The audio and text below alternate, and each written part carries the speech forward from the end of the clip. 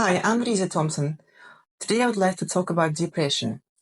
I'm not going to talk about general information that you probably saw on Google, but share a practical approach to effective ways of handling depression in order to highlight the fact that nobody needs to accept depression as a norm or something that cannot be fixed. Nobody needs to be in depressed state forever. Depression is not just a bad mood or fatigue like some people may think. If they diagnose themselves based on something they heard from other people or read up on Google, it is a condition that affects all aspects of life, from relationships with loved ones to physical health. It's essential to understand that depression is not a weakness, but a signal that something in your life craves your attention and your care, and that something is you. So, why does depression occur? Chronic stress is one of the causes. Constant tension depletes the body's resources and makes it unable to recognize the signs of burnout and apathy, as if the brain is filled with fog. Cortisol levels in the body being high for too long as a result of continuous stress and tension always drain the body's physical energy. Therefore, inability to manage stressful situations when emotions are bottled in and not allowed to simply be present and processed leads to burnout and subsequently to depression over time.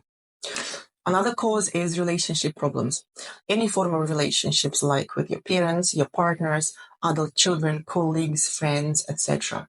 Regular conflicts and unresolved conflicts, in addition to feeling of loneliness, even if you are in a relationship, feeling of rejection and lack of validation are also significant contributing factors that cause depression in the long run. Another cause of depression is dissatisfaction with yourself. Unrealistic expectations, guilt, or feeling like a failure. Typical examples of behavior people display before they sink in depression can be this: people pleasing, comparing yourself to others, lack of self awareness, which leads to sometimes biting more than you can chew. Another cause of depressions is past traumas, unresolved grievances or losses you have been unable to let go of.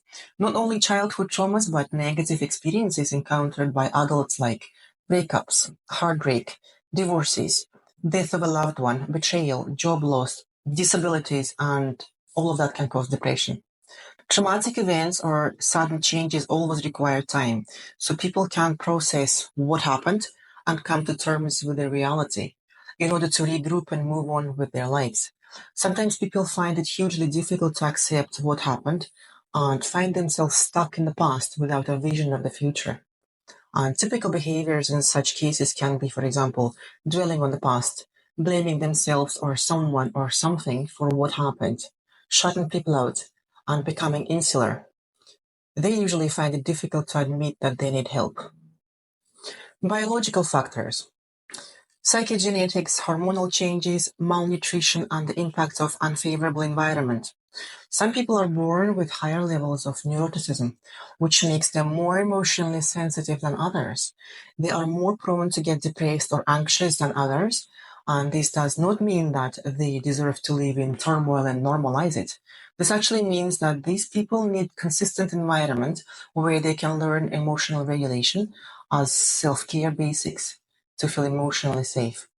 As for hormonal changes as a cause of depression, in addition to thyroid, testosterone, estrogen, and progesterone levels during various biological age stages, we also have hormones produced in our brain, which are the ones regulating our well-being.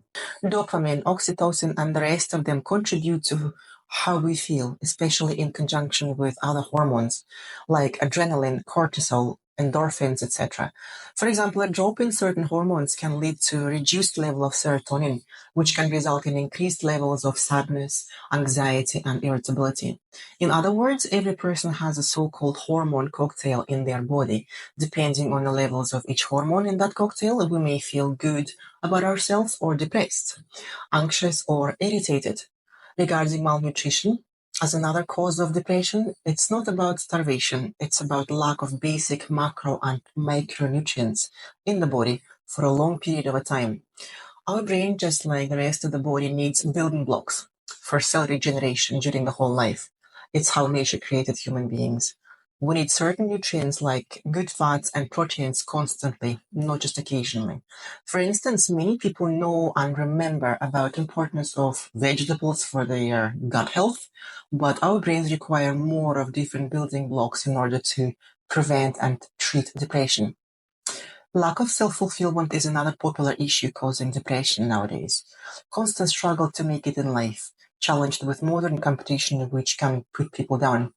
This is a hard one for certain generations in particular. Sometimes people take on more than they can handle in order to prove to someone out there that they can do okay. And sometimes people hold themselves back by harboring their own negative beliefs which are subconscious. The inner potential via their gut feeling tells them that they can achieve what they want, but previous experiences and negative limited beliefs hold them back.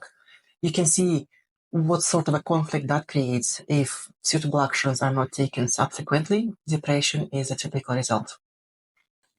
How to overcome depression? I'd like to offer an effective step-by-step method. Step number 1, acknowledge your feelings. Pay attention to what you're feeling and thinking. Notice how your emotions and sensations connect to your thoughts and your actions. Negative and self-limiting mentality, which is developed in a depressed state, creates apathy and kills the will to act on what a person really wants to do. Hence, actions can be minimal or zero. Behavior can be constrained or destructive. And destructive behavior examples could be regular alcohol consumption or use of recreational drugs. Step number 2. In a depressed state, people tend to become less active and somewhat insular. Even socializing becomes different. They tend to spend more time indoors, choosing their TV or social media over focusing on their relationships. So starting small to ease yourself into a consistent mindful behaviors through restructuring your daily routine is a great way to start healing from depression. For example, morning walks and regular fresh air help hugely by brain getting regular oxygen and body becoming active at the same time. And forcing yourself out of the door is what sometimes works the best, despite the desire to stay indoors with your TV or your phone. Sufficient amount of sleep needs to be restored as well. Morning and bedtime routines are crucial to get on track of consistent mindfulness. And staying active during daytime is a great help to feel tired enough to fall asleep at night and get a good quality sleep.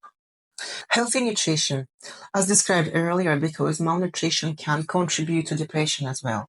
The vicious cycle of not eating well needs to be broken, which many people find quite difficult to achieve. This is something a psychologist can definitely help with, in case Google didn't give you good enough tips to make you change your mind. Step number 3, identify the root cause and work on it, and this is absolutely crucial. Depression doesn't occur out of nowhere. There's an underlying cause or unresolved issue that has led to a dead end and caused you depression. I mentioned some possible causes of depressions earlier. At this stage, professional support is essential to help identify and address those root problems. And seeking professional support is the help and support that you can show yourself. Remember that you don't have to face depression by yourself. It can be extremely difficult to overcome it without any help. And with the best will in the world, families and friends cannot always help. Also, it's important to be mindful about the effect we may have on our loved ones if we constantly go to them for help.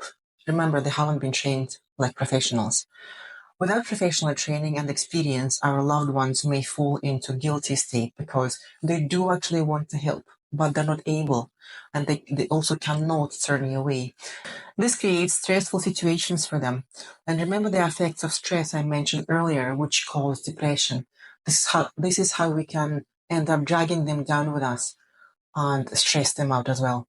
Effective healing from depression starts with finding and accepting the right type of help for you. You might currently feel overwhelmed and are trying to improve your condition with prescribed medications. While these can alleviate your symptoms, they don't address the problem comprehensively, unfortunately, and your doctor may have recommended therapy along with giving you the prescription. Furthermore, did you know that cognitive behavioral therapy in particular is a very effective method to help people learn how to regulate those hormones I was just talking about earlier? The so-called hormone cocktail needs all those hormones produced by our bodies to be balanced in order for the mind and body to feel balanced in a sustainable way, not just in acute situations. For instance, therapy in this methodology helps us learn how to manage stress, which subsequently keeps cortisol and adrenaline levels in check without uncontrollable spikes. It also helps to regulate dopamine, serotonin, and oxytocin levels in good health by all aspects of our lives being balanced. Because getting natural hormone production from what we already do in life is the best way to heal yourself. Restructuring some parts of our lives gives us that steady and reliable source of feel-good hormones. That's what kicks the healthy hormone production and manages its levels in our body. Depression, even the chronic depression, can be treated not just with medication. Seeking help from a psychologist is not a sign of weakness, but support and strength you can show yourself. It is a sure step toward resolution. If you feel that depression is pulling you under, don't wait. Reach out to a specialist, schedule a consultation. The first steps are always the hardest, but they lead to freedom from your depression. You deserve to live a joyful life. You may not think so, but only you hold the key to your happiness. If you would like my help, feel free to get in touch. I'm always happy to help. And don't forget to subscribe on my channel so you don't miss any notifications for future videos. Thank you for tuning in. See you in the next video.